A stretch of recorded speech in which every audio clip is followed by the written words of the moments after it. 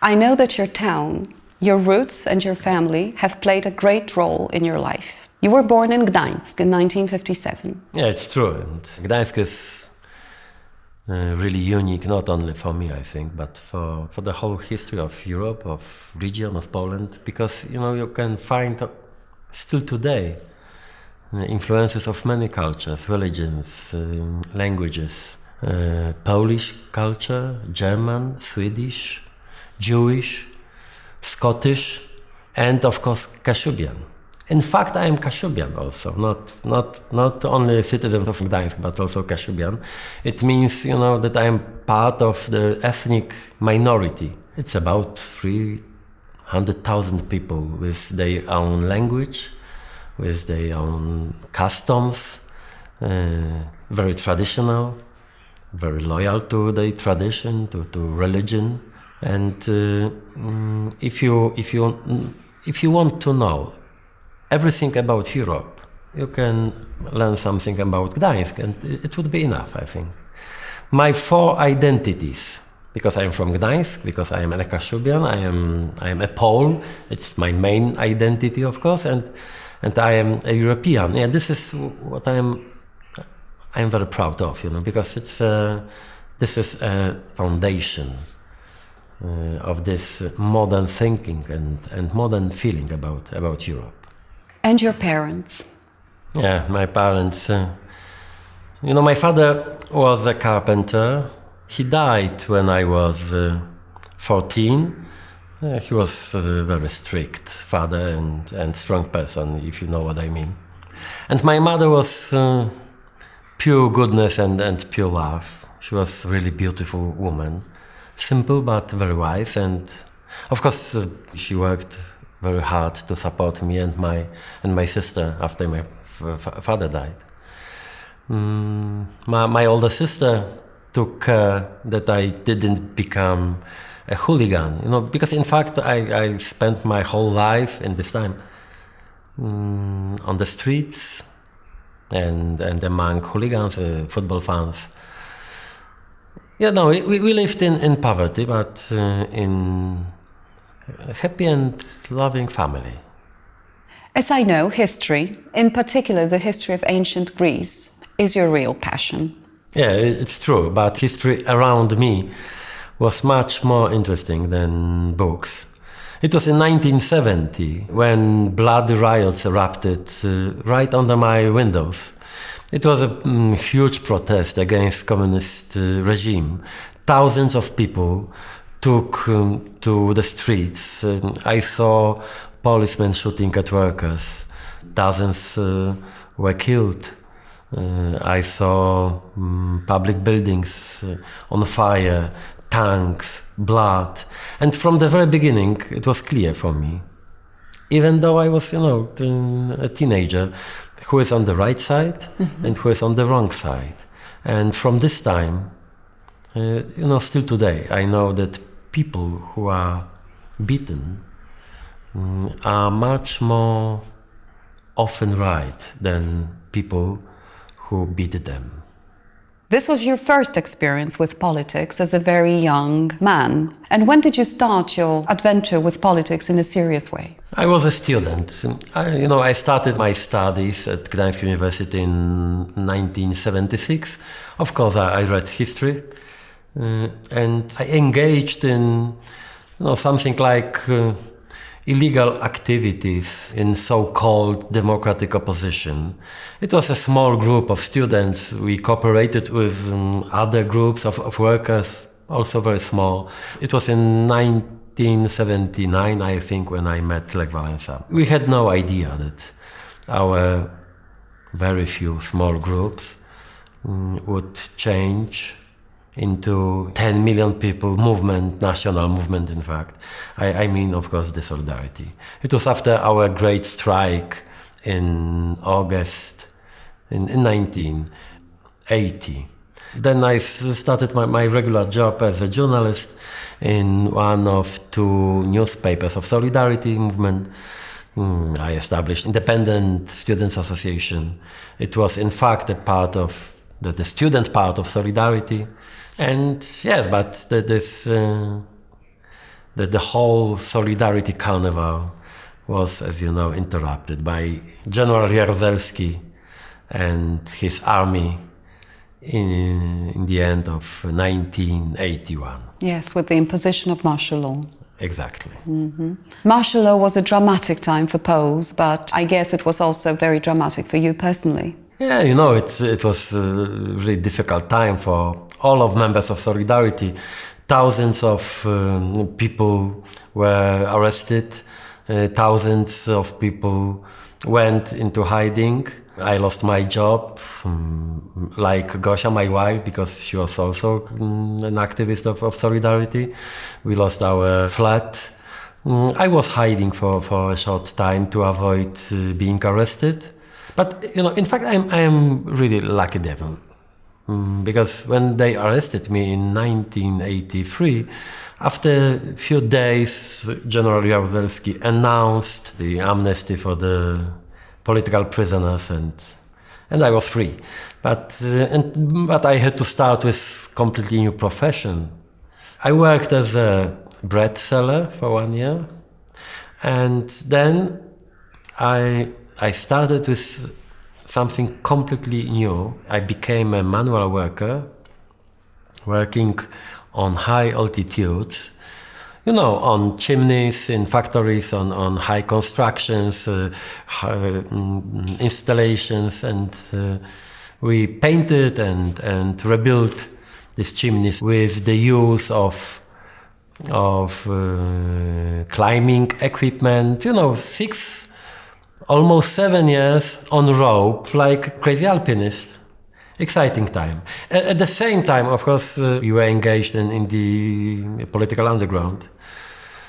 I established a illegal monthly, propagating new ideas, new in the Polish reality. I mean, principles of liberal democracy, rules of free market, this pro-European orientations in politics. Yeah, it was really something new also in the Solidarity movement. And around this monthly centered some people, interesting young people, economists, experts, also from my university.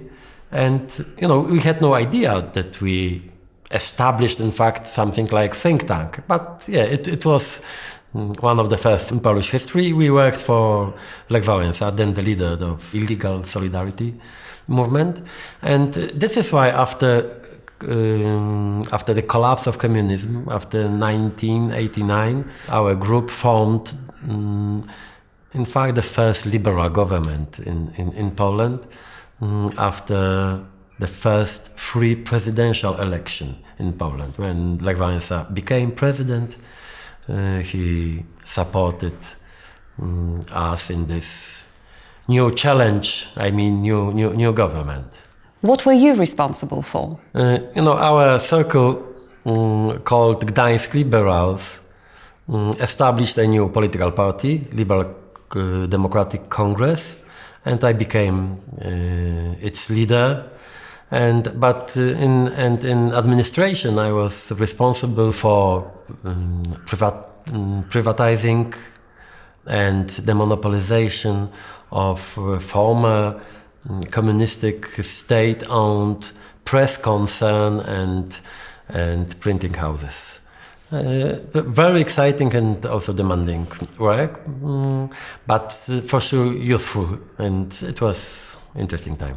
I know that you never gave up altogether on your passion for history. Yeah, you know, especially after my first defeat as a party leader in the next election. It was in 1993. From this time, I was on the margin of Polish politics, maybe for 4 or 5 years. But it was a wonderful time in my life because I returned to my passion as a historian and as a journalist. I wrote some books about history of Gdansk, and some of them became bestsellers. I have to acknowledge that the satisfaction as an author was much bigger than as a political leader or party leader, especially that Then my successes as a political leader were a little bit ambiguous, in fact. But of course I returned to politics. It was in 1997, and then I won the election as a candidate to Senate, and I became deputy speaker of this house. So the greatest political story of your life was just about to begin.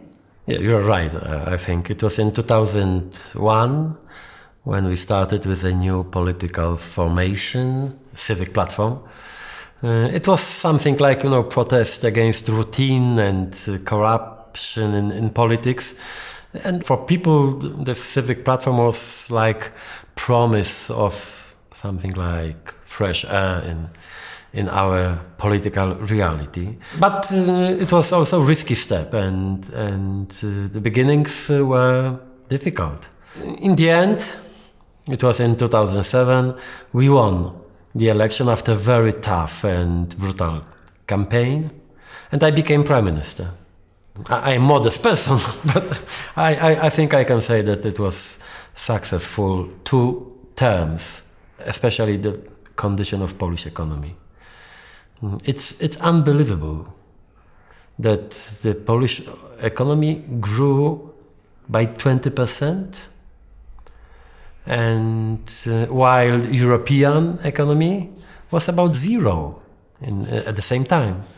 And it's really impressive, and it's not a coincidence, I have also, my personal satisfaction, because I was the first prime minister in Poland who was elected 2 times, and 7 years. It was the longest term in the whole history of democratic Poland. Also very important was for me the reputation of Poland. I think about relationship with neighbors, and today I can say that after the 7 years, Poland is in the heart of Europe.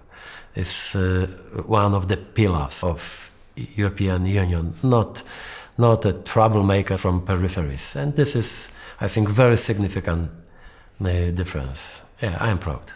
Now, as president of the European Council, you face new challenges. Yes, it's something different, of course, and something new for me. But I am optimist, because maybe all what Europe needs today, it's energy, optimism, engagement, faith, and this is my specialization. Of course, I am not a naive person.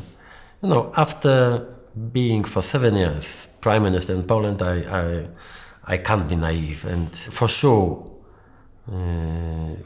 we have to do with some new challenges and some troubles, especially that the condition of Europe, inside Europe, is not so good as 10 or 20 years ago. As you know, some people in Europe are questioning our fundamental values like freedom. The peace is threatened because of very difficult situation in our neighborhoods in the east and in the south. We are, before the absolutely crucial decision about so-called TTIP. I mean, this trade agreement with the USA. What is absolutely fundamental for our transatlantic relationship. And for me, this transatlantic community, it's like a synonym of the Western civilization. And yeah, this is the most important challenge, not only for me, for us, to save our civilization, because we know that there are some problems, some troubles, and some enemies. But I am energetic enough and optimistic enough, and I deeply believe in Europe. What is, I think today, this is maybe the most important thing. And what is your greatest ambition? I think that my greatest ambition is to teach my 2 grandsons to play football. Because, football is my passion, and family is my passion. My wonderful wife, my wonderful daughter and daughter-in-law, my brave and intelligent son, and of course Mateusz and Mikołaj, two devils, you know. I mean my grandsons. Yeah, family is my greatest happiness.